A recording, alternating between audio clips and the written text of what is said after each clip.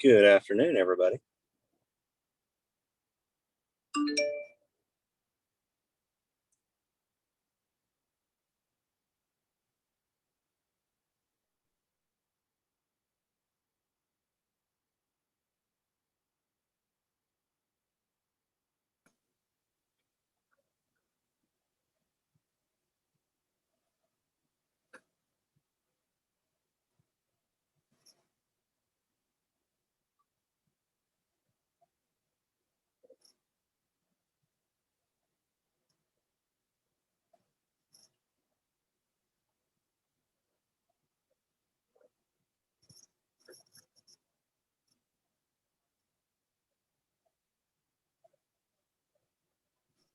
I think we have everybody in. I just want to make sure that you are in the right session. You're here for the Zero Trust Architecture Roundtable.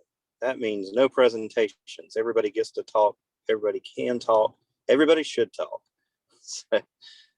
So I don't know. I see a host 500. Do we have someone in that's going to be doing a business partner announcement for our sponsors?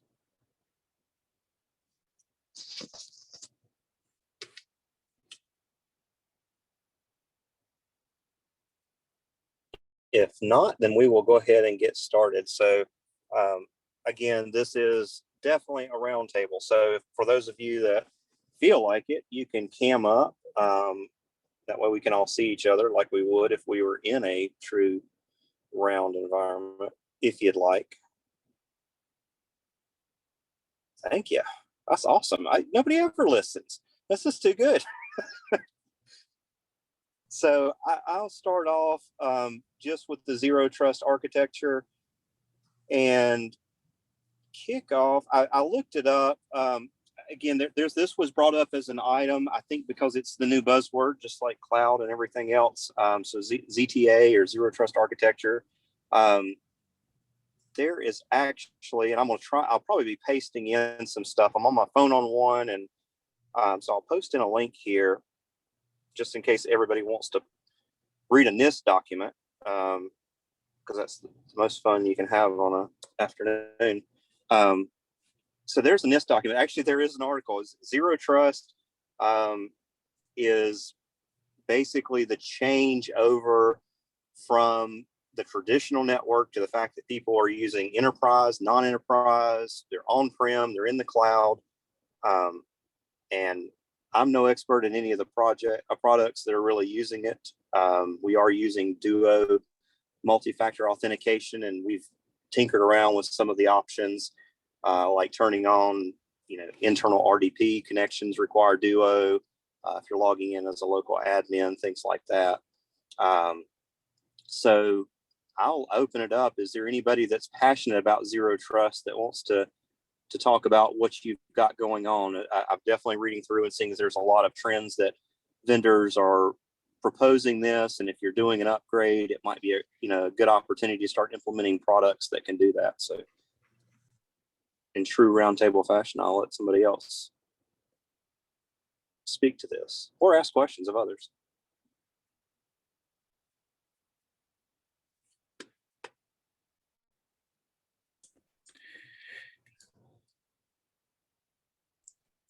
I guess one thing, Randy, that maybe we've seen talked about, I know at one of the locations we responded to, they were talking about for their server network ports, actually connecting those to the firewall and basically creating network, ACLs and basically virtual ports off their firewalls for all their server connections. And I thought that was a pretty interesting, I don't know if y'all remember that, but that was a pretty interesting idea. I never really thought about, hanging your servers, and maybe not for all your servers, but maybe creating, if you got a finance group of servers and maybe an exchange cluster, that you would create that, that virtual interface off your firewall and then create ACLs on your firewall that allow access to that. So I thought it was a pretty interesting concept.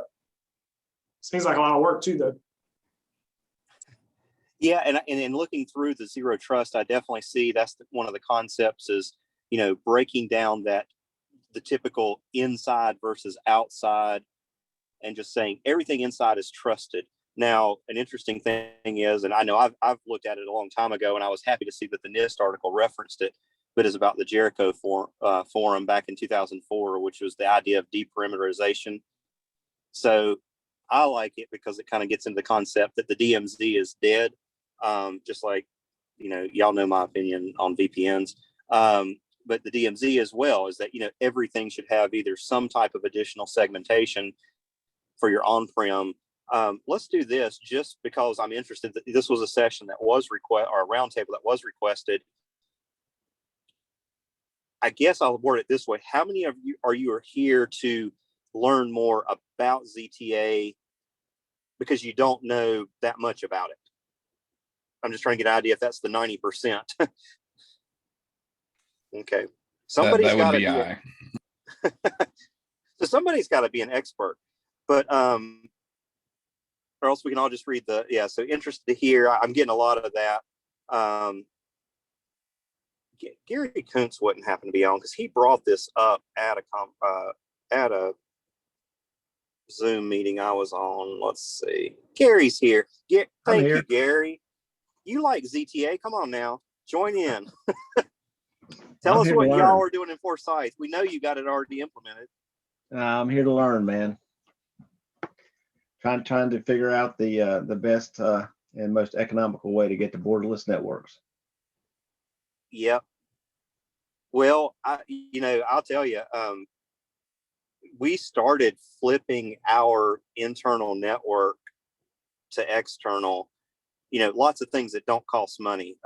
Bryce is on from the county. I'm sure you can actually, Bryce, I'll give you talk about some of the things that you have to endure in Rowan County.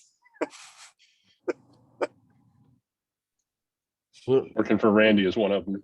Randy throws us a lot of curveballs, lots of surprises, but I mean, I don't know that I knew exactly what all we were implementing, but in terms of the zero trust stuff, but I guess this would refer to all our servers having all the firewalls turned on, can't basically nothing can talk to anything. And then we've kind of been picking that apart, and I've had some fun with Splunk, learning how to see what's not communicating with what, and it's been an interesting learning experience. So I'm going to jump in here. I'm going to ask some questions if that's okay. Please do. So everybody understands segmentation, right? This zone from that zone, or this subnet from that subnet. When I think of zero trust architecture and what Bryce just described, how do systems communicate with a domain controller or a print server or a file share in that ZTA atmosphere? So Heath, I'll explain, at least from our concepts of, and I'll use port numbers, unfortunately, but, there's a lot that you don't need to do. I mean, most things that communicate with domain controllers is very limited on port numbers. There's not a lot of high RPC ports. I mean, to do most communications. File servers, literally the end result of a fully locked down file server is if you want ping, yes, and if you want 445, and from what segments. So that would be one of the very first things is, like you said, segments.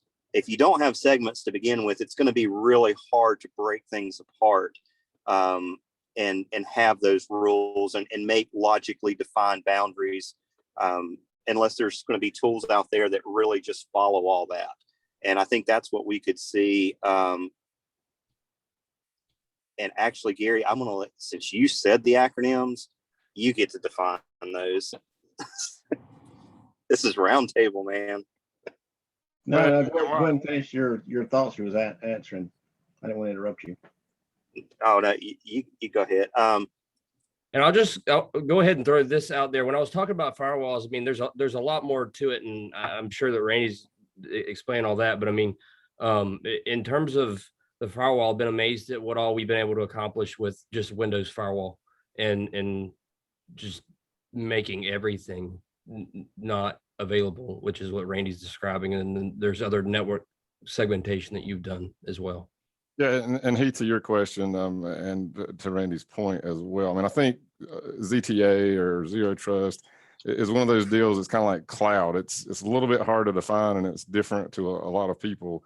For me, it's, as Randy was saying, getting away from that traditional model of everything outside is not trusted, and everything inside is trusted. It's how close can you get the boundary or the gatekeeper to the data or the system? And I think the closer and closer we can get that boundary, i.e. instead of a main firewalls at each individual host, the closer and closer we get to zero trust. I think we're all looking for an easy button for this problem too, right? And I think there's some tools that are out there that are getting a little bit more mature. One that we're looking at is Tetration is one that Cisco is a company that Cisco bought out. That's going to try to, I think Randy and Bryce are doing a lot with Windows-based firewalls, and that's awesome. But I think, again, not a lot of places are going to spend the time and maybe have the talent to configure those firewalls to do what they need to do. Where places like us are going to, we want to be able to press a button and, hey, we got zero trust now. So I think a lot of those tools are going to be, maybe ready for prime time in the next year or two. Yeah, I was going to dump in too. I guess I was kind of asking the group from a definition and differentiation, but for me, my understanding of zero trust is more about identity and verifying the identity of the user. The whole idea of multi-factor, you don't trust you because you're who you claim to be, but you got to back it up. So it's identity protection, identity services, federated identities, things of that nature. The SASE, which is Secure Access Service Edge, is really, from my understanding, more of a framework of integrations of technology like SWGs, CASB services, your brokers and things of that nature. So I think, in my mind, you kind of have a combination of them to create what I would term a borderless network. I think Google started a project several years ago. Essentially, they considered all of their networks. I'm going to use the wrong term, but as dirty networks, unsecured, insecure networks. And we kind of started down that path, several years ago. With what came known as kind of SD-WAN, where we're just putting in, ISP type of connections into our branches and doing away with dedicated, T1s and metro circuits and things like that. So we moved away from, for the most part, of quote unquote secure connections to our branches, with just internet and wrapping services around those. So I'm kind of looking at it from the standpoint of, our endpoints, we've got EDR on them, they're behind our corporate firewall, which in our case is a Palo. We can VPN in, and then you're hairpinning all the traffic back out. But if that device, my goal is that device accesses the resources it needs, no matter where it's at, whether it's on my network, whether it's in your house network, on Starbucks network, or wherever. So how do we do that? And to me, that's a combination of who are you? How do we know that's you, which is zero trust, in my opinion, or my understanding, I should say, and then access to what you need and the resources you need in a differentiated and segmented fashion, which I would kind of throw into the SASE bucket. So it's more of a question, throwing it out to the group. And Gary, if we use, your earlier session on cloud telephony, just like you were saying, I buy a phone, and some of them are zero touch, which is a whole different thing, but, or you may have minimal configuration, but you give it an internet connection and it becomes the device you need it to be, which is the way you communicate via telephone, whether you're in a group or not. And I mean, that's kind of what I see is, especially in zero trust, is that's where we're moving, is a device that you may access a resource can be anywhere or anything at this time. So how do you protect it in whatever environment that is? And then how do you make sure it's only getting to the right resources? I like the idea of the phones. I mean, especially the new cloud-based telephony, it really adds to that. Your network doesn't matter anymore as long as you have a network that's IP based. Right. And then securing access to so basically you're not securing your network, you're securing access to your resources, whether they're on-prem, cloud-based, or wherever. And there's a lot of technologies around how to get there. I guess one of the things I'm looking for is how to get there economically. Yes. Because I've looked at, the Netscopes, the Cato networks, the Zscalers, and the various identity providers, including Microsoft, Okta, and so forth. And I'm gonna tell you what, man, you start laying on that stuff, man, and for an organization my size, you're talking millions of dollars a year because everything's subscription, and that's just not feasible. So I'm hoping to find a clever way to economically be secure and network agnostic. I will say one draw to us looking at passwordless options has been really intriguing to get us into a POC, actually using it day to day within IT. I mean, it seems like passwords is the number one target. It's the number one reason of lack of trust, right? I mean, their passwords are, shared, reused, used for credential stuffing attacks, so on. So what are you guys' thoughts on passwordless options for the enterprise? And it, to your point too, it is costly. That comes into play as well.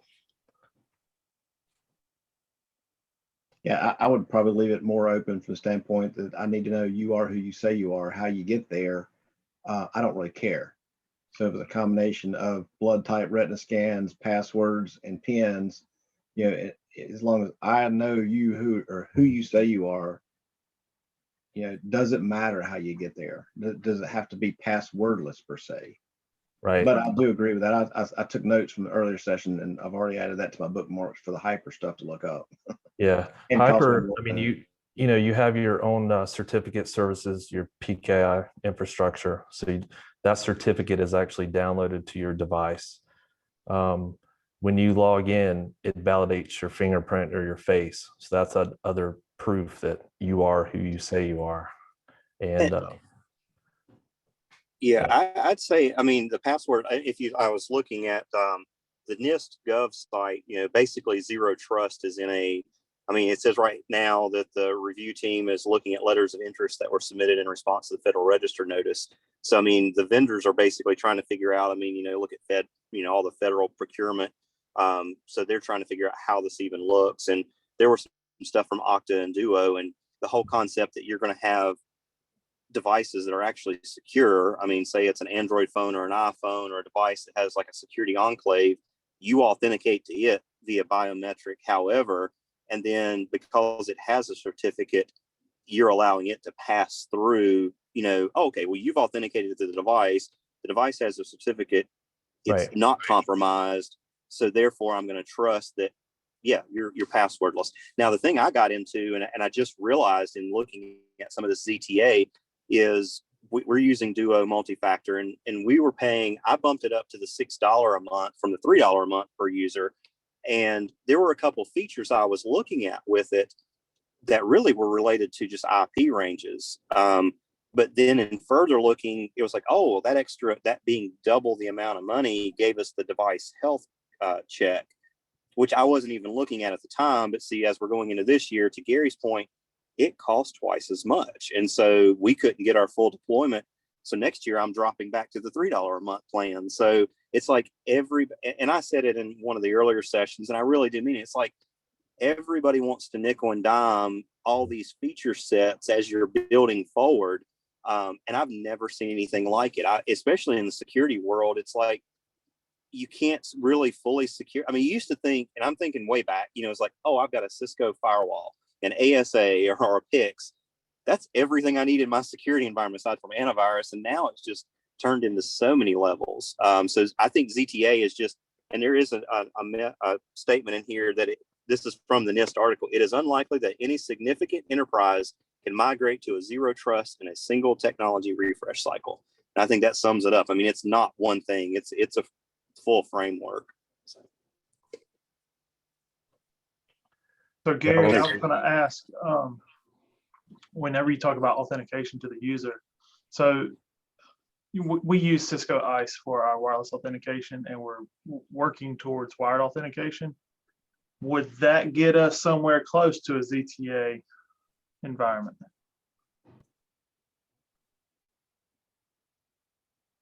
Well, I'm here to learn, so I'm not sure I can answer that. I think for every organization it looks a little different, you know, but definitely identity services, however that looks for you and your organization, I think is paramount.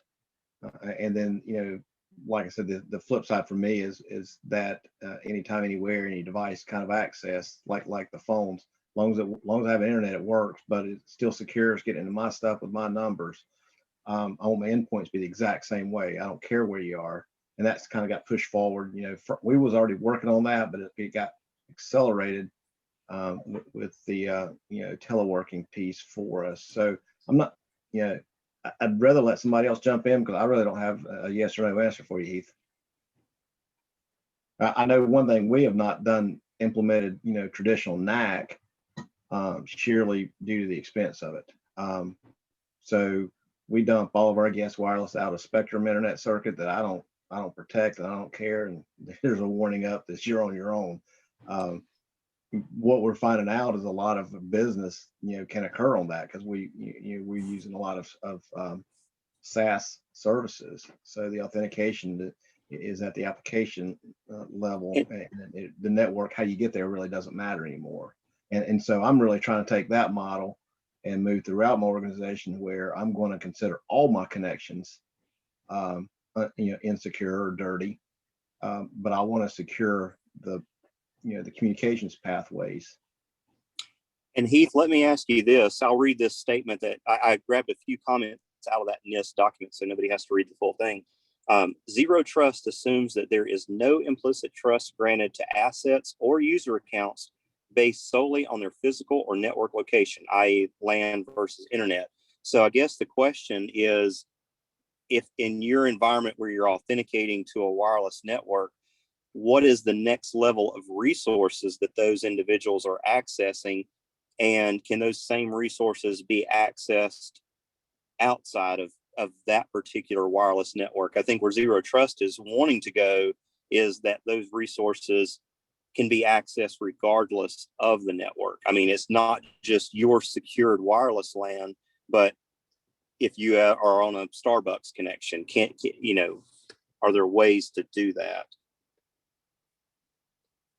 Yeah, so right now, if you jump on, it depends on your user group, right? So if you're in a student user group, you're you're placed on an isolated LAN using Meraki wireless. So, you know, they can't see or talk to anything else except upstream, right? And then, you know, if you're an employee, you get dumped on a particular VLAN. If you're IT, you get placed on a different one. You know, the segmentation is there, and the ACLs are there at the core. So kind of what I'm getting at is, if we go wired authentication, and you guys are kind of flipping this on its head for me, when I think of wired authentication or wireless authentication, you're trusting them to be able to move around. But what you're saying is, don't care about the person, how they're coming in, don't care about, you know, you want to make sure that it's the resource that you're protecting and the communication to the resource. Right. Yeah. So let's say that employee gets dumped out on a VLAN, and that VLAN has your ERP system, it has your CMS system, I mean your LMS system, or et cetera, et cetera. It's got 4 or 5 different enterprise level systems on it. Once you authenticate that one time, you know, are you able to access all of those systems, or are you authenticated? I mean, I'm not asking you directly. I'm just saying, that's kind of where the zero trust is And- taking you is. And let me add to this, Chad, because I think this gets you, especially Heath, with what you're asking. Zero trust focuses on protecting resources, assets, services, network accounts, and I like this, not network segments. Right. So really, the zero trust is kind of moving beyond the concept of a VLAN to provide your protection, because all the VLAN is a subnet that has ACLs. I mean, they're really getting into. I see what I'm picturing as the end game here is a completely segmented device that has a host-based firewall that nothing can talk to it, and it can talk out. And then whatever it is it has access to is what it can get to. And that, in my mind, it seems like that's FQDN, fully qualified domain name. If I want to access my files, it's OneDrive.com. If that's where the files have moved, and that's where traditional file servers break down, because they're 445 with LAN-based access and then all this authentication. But if you could, if I said, what is the resource? Well, my resource is a spreadsheet that has our sales projections. And I'm only saying that because that just, I know we're in government and everything, but if I'm on a LAN, that means I'm accessing a file share, I'm getting group policy. But if that file is in OneDrive, I might have an app on my iPhone that allows me to access that document, or I might have a website that I can go to. But how do I authenticate that it's me getting to that resource? But that it does say not network segments. I mean, so that is one of the changing. Sorry, Heath. That's what it says. That's zero trust from NIST. So. Yeah, and to add into that, Randy, I'd probably add another layer into that rather than just, here's your resource, here's access to it. You can, host A can talk to resource B. I guess where I bring the SASE part into it is that I want that traffic inspected, deep pack inspected, through my IDS, my IPS. I want it looking for viruses, sandboxes needed while in flight between A and B. And so it's almost a layered approach where I don't necessarily want direct connection from my host to my resource. I want it to filter through all these checks, these security checks, prior to access, which means, at least in my way of thinking, that's where it brings a SASE piece into it, to layer those pieces in. So I think from a security standpoint, you're looking at zero trust plus, secure access, which is cloud firewalls, cloud ID, IDP, sandboxing, all the above, antivirusing, whatever, while in flight.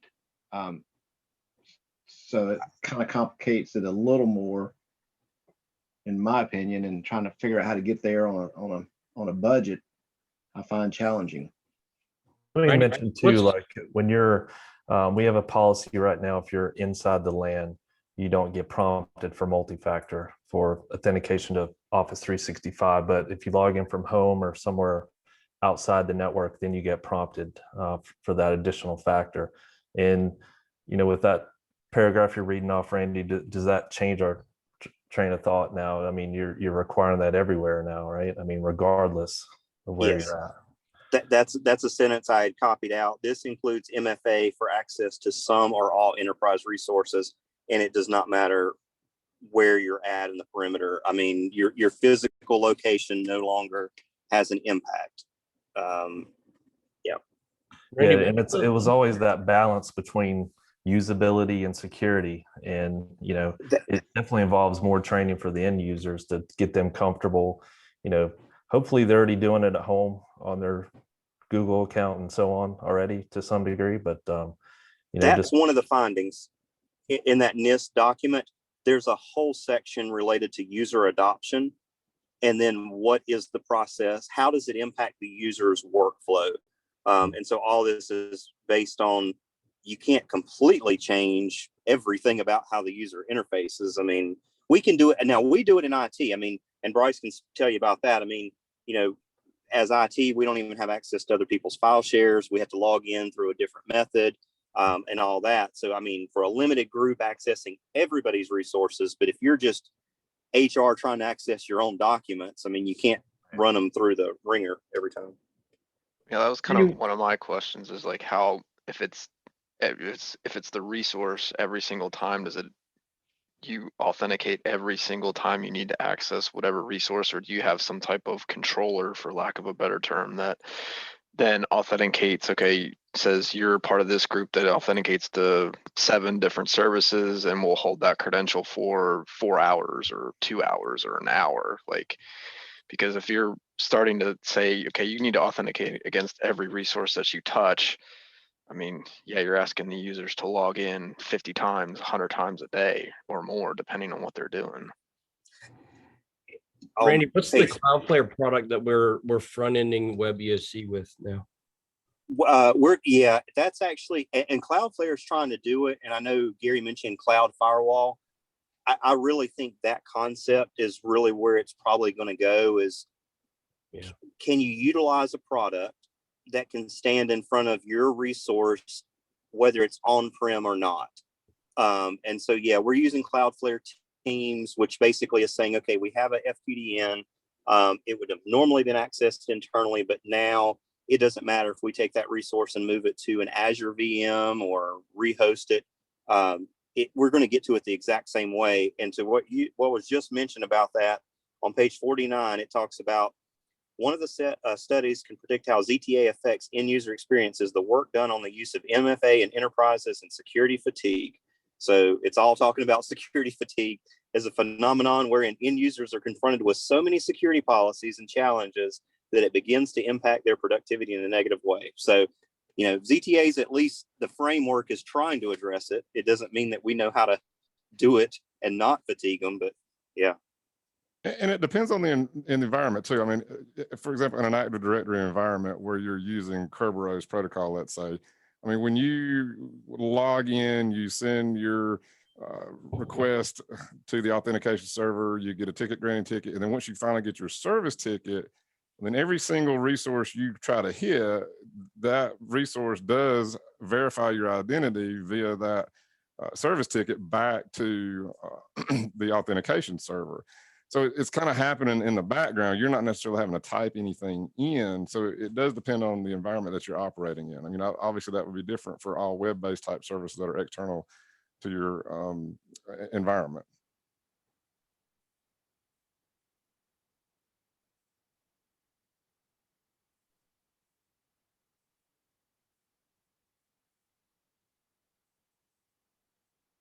Yeah, I feel like multi-factor can be, different things, like you said. Like at the city, I feel like multi-factor can actually be, you just logging into an IGEL client onto a virtual machine, and you're having to log in whenever you get to that virtual machine.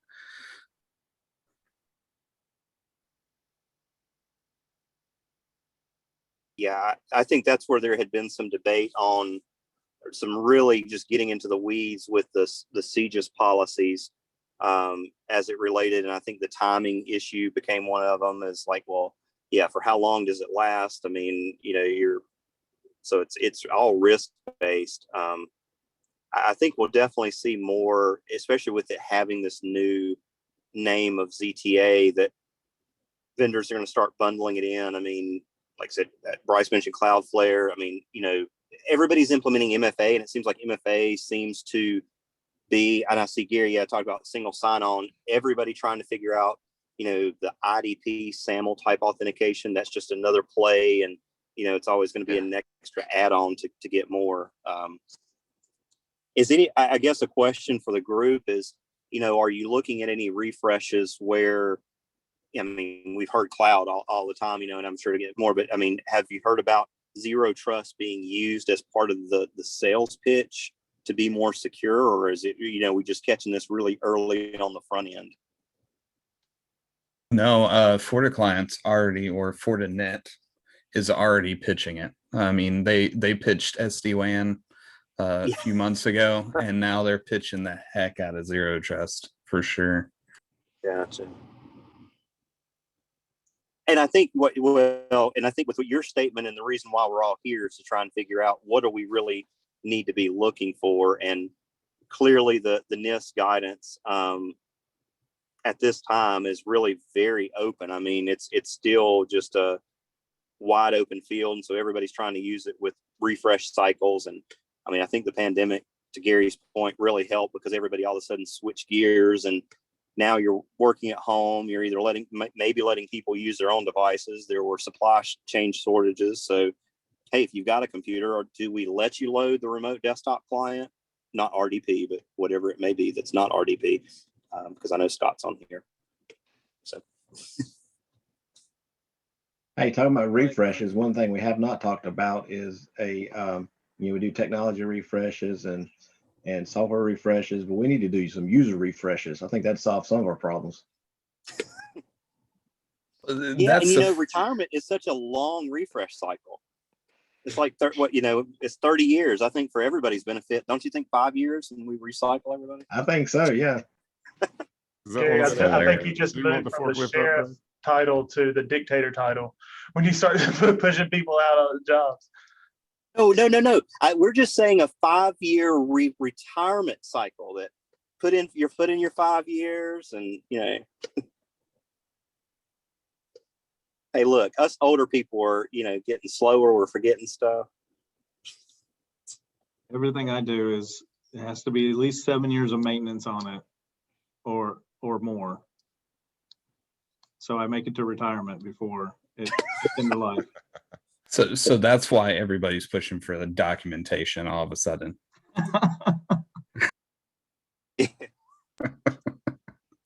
So it sounds like a lot of this conversation that we've been having over this session is multi-factor, making sure that we know who you are before you sign in and we give you access to stuff. Part of the problem, though, is we should not just blindly trust our users once they do authenticate. And you had brought up 40 everything earlier.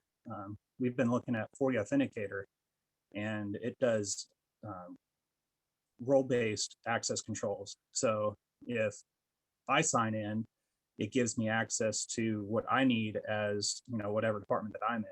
If the finance person signs in, they get access to the financial servers and things that they need. But have any of you had any sort of experience with RBAC configurations or putting any of that stuff in place? And is Chris Purrier or any of Chris's staff on from person? I know you guys are using Forta with a lot of role based, and he's a great resource if he's not on the call. I don't see Chris on. I will say, Dale, that I know I'll get you in touch with Chris if nobody else has any comments on it. They've implemented it, and it is exactly that. There's a lot of internal controls that are built around once you authenticate as an IT person, here's the opening up of all the roles of that particular individual, and the individual is put into a group. So there's your role base. So yeah, and it's all with Fortinet based. I haven't seen it, and I know sales folks don't always tell the truth, but I've heard the pitch that it actually locks it down so far as it won't open the ports to the resources on the network until you open the application on your desktop. Randy, what resource were you saying that's used that RBAC? Chris Purrier with Person County. And Chris is a great guy. He's the CIO there, and he's also very technical. Hate that he's not on this session, but we've worked with him, and I really appreciate what they've done in his network team. Just hit up everybody. Just send Chris Purrier an email, and he won't know where it's coming from.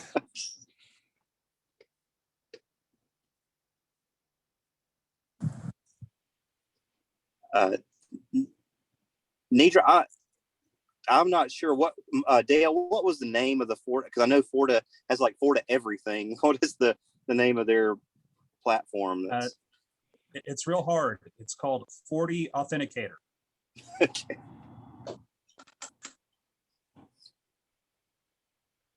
Gotcha. Well, what else are people doing for Zero Trust besides just multi-factor? And I mean, we've talked about a few things. We've talked about segmentation. I didn't hear the keyword microsegmentation, but I know some of us are doing microsegmentation. But what else can we do besides, the things that go through our minds? So I actually, whenever COVID happened, we use Igel OS, and Igel OS actually has a cloud gateway. And whenever I rolled out home machines, I put Igel OS on a laptop, and it actually uses tokens within that gateway, and it's read only. And that's how I gave access to our app store, which is just a Avanti one image based app store through Citrix.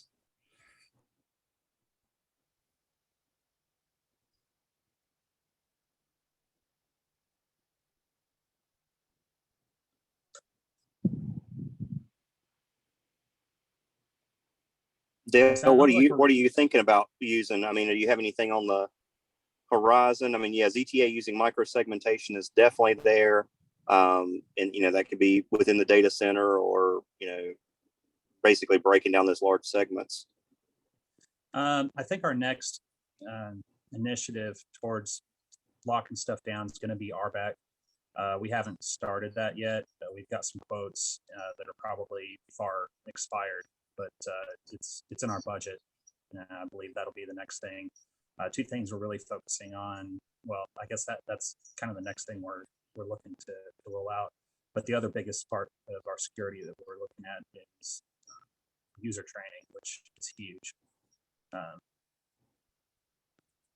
Our users are way too trusting. I just had somebody approach me with something yesterday that was really scary. But fortunately, it didn't affect anything. And Dale, to your point, that's where multi-factor seems to really bug me. Is so you do have all this multi-factor, and you have it on your, all of your Office 365 or whatever, and the person wakes up in the middle of the night, they get their multi-factor authentication, and they accidentally hit yes. I mean, it's too late. The user's authorized. Yeah, it's over. You've already given them their token. There's no, take this back. I didn't mean to. I mean, I think that would be an awesome feature in multi-factor, is to somehow revoke the token, if you realize, just like, well, I mean, and hopefully it doesn't have the same, principle, because it's like a delayed release of a technology that should have been there. But just like your undo button on deleting an email, like it sits out there in the queue for a little bit. But if we have to wait 2 years for Duo or somebody to do, or any of these to redo or reverse, I'm just going to be upset. I'll go ahead and say it now. If I have to wait 2 years, if we're talking about the undo, for a token authentication. Well, do you think like the ultimate goal with the zero trust would be to have devices that it wouldn't matter? So like, say something got into an email, came into 365 or Google or whatever, user downloaded, it was viral or crypto or whatever, they execute it, but without the authentication steps to the resources, the only thing that's lost or supposed to be lost would be the actual user's device. And at that point, is it just, okay, re-image it, toss it, give them a new one? And is that, I mean, would that be the ultimate goal? Is that, we don't have to worry about the outbreak, because the outbreak would already be contained or containerized to that one specific user? The only way that you can do that is if you make them authenticate every time they click a button. Because well, that's what I'm saying. Is like, they're connected to the file share, or they're connected to the financial server. They're already authenticated. So you can, with segmentation, microsegmentation, you can minimize the impact. Like, your financial system can get cryptoed and go down, but your CAD and EMS could stay up. But once they log in and authenticate, anything they do, or any attack that they are that affects them, is going to affect everything they're authenticated to. Yeah, and again, it goes back to a multi-layered deal where you want to protect authentication. Multi-factor is great for that. But then whenever you go to execute something that still needs to go through your filters and IDPs and sandboxing and malware, things of that nature to make sure that what they're trying to do is okay. EDR is still important. If you're really borderless, then your cloud firewalls are still going to be important. It's a whole layered approach. I don't think there's any one. Well, I do know there is no one single thing that says here's protection. Here it is. And Gary, think to something your else that- point, Go ahead, Randy. I was just going to say is, if we start baselining, then having logging is going to be one of the big pieces, because everything that you communicate with, if you don't have logging, then you really can't baseline. So, I mean, and these just go to your normal controls of, you really need to do a centralized logging with the SIEM, even if it's not a SIEM, just centralized logging, because then you're going to be able to run something through a baseline analyzer or something that can kind of see anomalous traffic. So. Yeah, and with your borderless networks, then that's pretty much, you got to sit in the cloud to catch all your cloud traffic, because if you're sitting at Starbucks and you authenticated to a SaaS app, unless you're rerouting that traffic through a log collector or an analyzer to get your behavioral analytics, then you're still exposed. So I mean, you can't baseline that. You have to bring everything through a point that you can grab those all that metadata. And again, it comes with dollar signs. Something else that we're trying to do, and Randy, we're still working with Central Square trying to get that upgrade taken care of. Oh my God. Next week to discuss when we're going to get it done, and the clock's ticking. I've got like 40 days. And anyways, for the good of the group, one thing that we need to look at collectively is making sure that we don't give access to things that we don't need to, like SA credentials to databases. Make sure that we give read-only rights. Like, I wish there was some sort of function or some sort of application or authentication we could use that would just give read-only access to file shares. And then if you want to modify that file, you got to re-authenticate or something. That hasn't bitten us yet, but that's one of my fears, especially since we've got multiple ways to get to our file shares.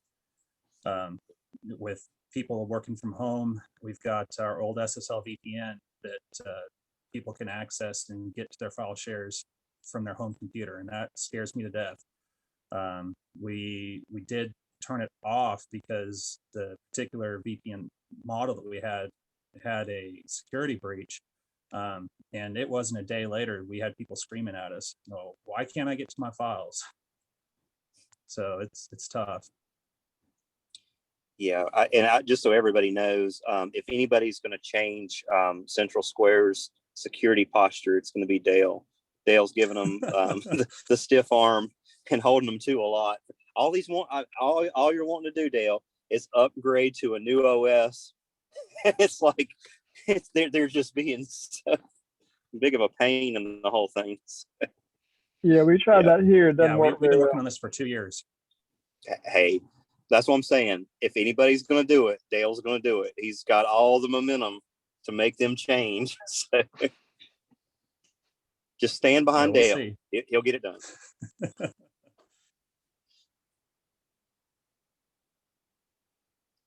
All Yeah. right. Speaking of users and multi-factor, it's been really hard for even management or admin to understand the importance of multi-factor.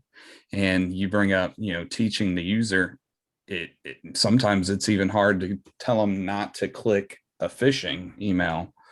So to teach a user how to use multi-factor to access things, it's hard. So I'm waiting for that magic multi-factor that uses about this much user. I'll tell you how we got management backing in our county is we had one of our O365 user credentials compromised. In typical fashion, they hung low and just did some redirect and was just watching the email, and they actually figured out this guy okays bills. He's the one that does okay to pay and sends things to finance. And they figured out who in finance that was communicating with this. So then they crafted an email from him, from his account, and said, hey, oh, by the way, we've changed banks. Here's our new routing and deposit numbers. Finance made the change, and the county lost, and not a lot. It was less than $10,000, but we lost that and traced it back to that transaction. At that point, of course, after the root cause analysis and so forth and so on, my manager came and said, hey, look, I'm sorry we didn't do this before. You have my full blessings on requiring MFA across the board. So that's what it took for us to really get the traction, to really, what I say, I consider low hanging fruit. MFA is just low hanging fruit. You ought to do it. And Gary, let me add one thing that we ended up doing, which is kind of it's an MFA implementation, but it's the best we could do at the time. I guess it's poor man's MFA, is with conditional access in Office 365, because it's not out. I mean, we're still doing the Duo, and there's still the pieces with Office 365 to do, but just set any authentications that occur outside non-US to do multi-factor. Well, guess what? Nobody has multi-factor for that particular resource, so they all fail. And they show up in logs too. So, it was kind of a conditional access that asked them to do multi-factor when we don't have it. So, there's creative ways to solve certain things that hopefully change after you have budget and can do things. But yeah, there was a lot going on this last year. So lots of times you could implement a lot of change that people would just accept. But unfortunately, I think that's kind of dwindling away.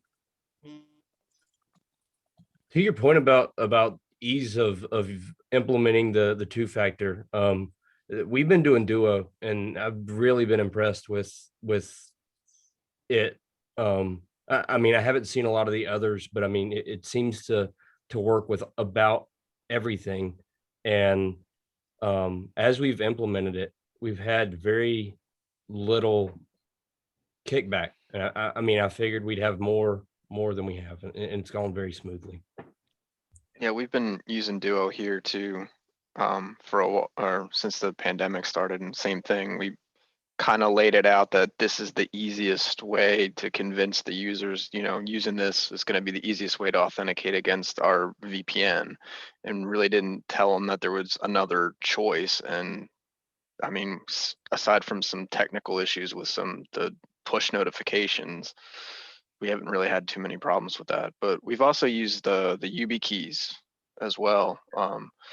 And that's just like if you don't know what that is, a USB dongle. Essentially, you just touch, and it doesn't work with everything. It works, I think, with 365 and Google and a couple other things, but those are pretty bulletproof and don't require much effort, if anything, from the user. They just got to stick it in and make sure they have it. So they could get lost, but the Duo's on their cell phone, so they're not going to lose that. Yeah, I tried the YubiKey. I lost mine. Not gonna lie. I will tell you, YubiKeys have a ton of features. I was just playing around, and you actually can store all of your time-based one-time passwords, your TOTPs, and use an app called YubiKey Authenticator. So it'll store those too. It'll store, it can emulate a smart card. They're pretty amazing, with all the different, you can store like just a keyboard input for, you can split your, like a long passphrase with something you got to have, which might be the other part of the passphrase. So, that's actually what I have. Just to kind of let it out there is that, my master password for LastPass, half of it's on a YubiKey, which really is bad when I don't have my keychain, and I'm not at home and I need to re-authenticate to LastPass. I just can't log in for a while. So. That's exactly what happened to me. Was I used it for my side business, and I've got LastPass for everything, and I lost that YubiKey. I was like, oh my goodness. Yeah, we're a big fan of the YubiKey as well. That's what we use to protect our LastPass. And also with the testing out the passwordless options, you can use the YubiKey as a FIDO2 key, which is nice too. I mean, most everyone's going to have your phone always, but you do have the YubiKey as another form, to log in. Now you mentioned a smart card. Is there like a new version that you can get that implements as like a smart card? Yes, the YubiKey, the current model. I don't know if it was. I don't know if they're at 4 or 5, but yes, you can actually do the PKS7 and the smart card. So when it inserts, it actually registers as a, I forget what it is. There's terminology for what a smart card standard is. Yeah, like the 502. Yeah, So I've got another interesting use case. We probably shouldn't say, I feel a little embarrassed too, but we've grandfathered in our fire department. And actually they're moving towards iPads, so this problem's going away. But the tough books that they've got were set up to never sign out. They were not on city networks. They didn't have access to city resources, but they did have access to the CAD system, and some other things. And if somebody had signed in on their email or whatever it is that they did on the truck computer, they had access to. We were looking at one time taking like some sort of physical key on a USB hub and hiding it like in a glove box or something and plugging it into the laptop. And that way, if someone did steal the laptop, that it would lock it down. Do you guys have any sort of use case where you have a kiosk or some sort of computer that you're not going to be able to multi-factor? I've got a few like public machines or lab machines that I'm using deep freeze with. So each time it, like it restarts, it actually restarts and it deletes everything from whenever I froze it. And you can do that remotely as well. And it doesn't have access to resources? No. If they need access to resources, they just log into their app store. Yeah, okay. I'm in a similar situation with you, Ardell, in that our fire department used to log in by net motion using the RSA keys, but they got tired of paying for it. So we came up with a solution where the computers are imaged inside of our domain, but when they go out in the field, they are using a hotspot that's not connected to our network whatsoever. And then periodically, the emergency medic 1 would get the laptops, plug them up into our network to get updates and so forth. Okay. Something else might be worth mentioning. I don't know if we were super early adopters, but I feel like we were earlier adopters than most on two-factor. We went with 2FA, which I want to roll two-factor out to my entire organization, but we're not going to do it with 2FA. And the thing that we wanted to do was use the employee's badge. They have an HID badge they used to get in and out of the building. And the thought process behind that was they would carry their badge on them in order to get into PD or get into wherever they're getting into, and they would take it out of the vehicle with them. Well, we ran into some issues where the card readers on the laptops wouldn't read our particular brand of HID cards. So we got these stupid little blue RFID fobs. And the thought behind that was they'll put it on their key ring and they'll keep their keys with them. Well, what happens is the user takes that blue fob and they tie it to their stinking laptop. So it's not very useful for anything at all. It's not multi-factor. You still have the fob that somebody takes a laptop, they just scan the fob. All they need to know is the passcode and they're in. So you guys be careful. Don't assume that your users will be smart. Oh, they'll figure out ways. That's the whole thing. I mean, well, it's kind of like I was interested. I mean, YubiKey's done really good and I've liked them, but when they came out with that YubiKey Nano, that basically just always is designed to stay in the USB port. Yeah. It just kind of made me wonder. I was like, are you sure you want to sell that? I mean, that's the whole point, is it should be with you, not in your, but I think what their point was is you physically have to touch it for it to authenticate. So unless you're there, it doesn't matter. You know, I mean, you have to have a capacitive touch to it at the right moment. So I guess it makes sense. But yeah, I guess Dale, the PC Prox readers, I mean, we looked at them, but God, they're just so expensive. Yeah, we bought Tough Books with the proximity readers built into the case, and Gotcha. it wasn't terribly more expensive, but it doesn't work with the old style HID card scanners, and we were not going to put new hardware on every single door in the city so that we could have key cards that worked. We even looked at dual purpose key cards that had the old style chip and the new style chip, but they didn't work very well either. So it just wasn't reliable. And, you know, that's something we might see as, you know, as door access control gets more IP based, you know, that might be more of an IT based function. I mean, just seems like NFC, you know, with your phone might be a way to open doors, you know.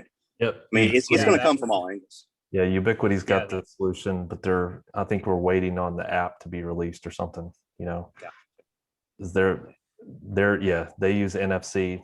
We have HID cards, you know, obviously different technology, but the concept is really nice. Yeah, I've seen some really cool technology where they actually do facial recognition to get into a building. So you scan your badge and then you have to look at the camera, and the camera will do facial recognition in combination with your badge. And if you try and use someone else's badge, it won't work. So I've seen some really cool stuff, and I wish that we had some IP-based card readers, because every single facility that we have to buy a controller for, and that's just more sunk cost into this old antiquated system that we have. But we looked at switching it over, and we're looking at at least $250,000 to all the way up to $1 million to change this stuff out. Yeah, cloud-based door control, you know, that's our next thing. All right, well, everybody, it's 4:46. We're running a little bit over, and I don't think we have a closer. I did post the link for Zero Trust Architecture, so you can't say you didn't learn about it. You just have to read all of it. We talked about some good stuff. Hopefully it was informative. Again, I think what we all know is Zero Trust is kind of early. I mean, people are selling it. So, you know, and then putting a name on it, but the article clearly states that it's early. Not everything's there, and it's a good framework. So this will be one of those topics that we'll continue to talk through at various conferences, and, you know, see where people are going with it and how it matures. I really appreciate everybody for jumping on and keeping the conversation lively. All right, y'all take care. Thank you, everybody. Bye-bye. Thank you, everybody.